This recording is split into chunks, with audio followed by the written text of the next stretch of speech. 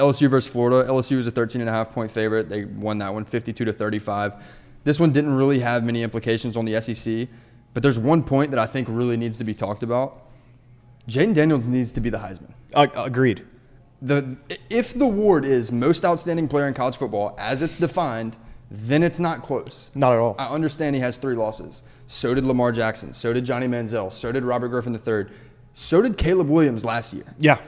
So the fact that he's third behind Bo Nix and Michael Penix Jr., while simultaneously being the first player in FBS history to throw for 350 yards and rush for 200 yards in the same game, while being first in passing yards, first in efficiency, first in passing touchdowns, first in efficiency, third in passing yards, like 27th in the country in rushing yards, first among quarterbacks. The fact that he is what? No, it's nuts. He's 27th in the country as a quarterback. Yes, in rushing yards. Yeah. And the fact that he's still behind Bo Nix and Michael Penix Jr. is wild to me. Are we going to penalize him because of his defense? I think that's a question we have to ask. Yeah, and they're not doing it to like Oregon. I feel like if you're looking at it through the Oregon standpoint, Pac-12 can't spell defense. So he's getting all these stats because we could pull 12 guys off the street, 11 guys off the street, and throw 200 yards on USC's defense right now. Now, that being said, that's why he's being penalized with LSU. But it's unreal that he is third. He should be minus 250 at the first hole right now. With the top 5 strength of schedule in the country.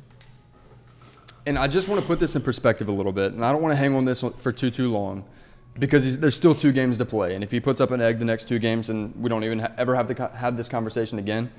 But as it sits, with him not being first, being the odds-on favorite to win the Heisman, it is astounding. Yeah. All right, so let me make this point.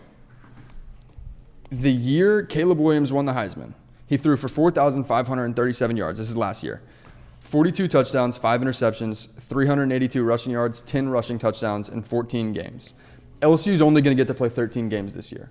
Okay, but I averaged it out as if he was playing 14 just so you could look at the yards per game and all that kind of stuff. Yep. Assuming Jayden Daniels were to play 14 games, he would be on pace to throw for 4,429 yards, 42 touchdowns, and 6 interceptions. That is a little bit worse, but damn near identical to what Caleb Williams did last year through the air, while also being on pace to rush for 1,285 yards and 11 rushing touchdowns. I mean, get a grip. Yeah, that's 4x Caleb Williams rushing yards. Bro, more than 900 more yards, and nobody in the entire nation questioned if Caleb Williams should have been the Heisman. It was immediate. Yes, he's the Heisman. Yeah. And Jayden is having this type of season. It blows my mind that he's not first, but we'll see. We'll see how these next 2 weeks play out. Yeah, and this week? Who does LSU have? Georgia State. Yeah. Georgia State, and then A&M. Yeah.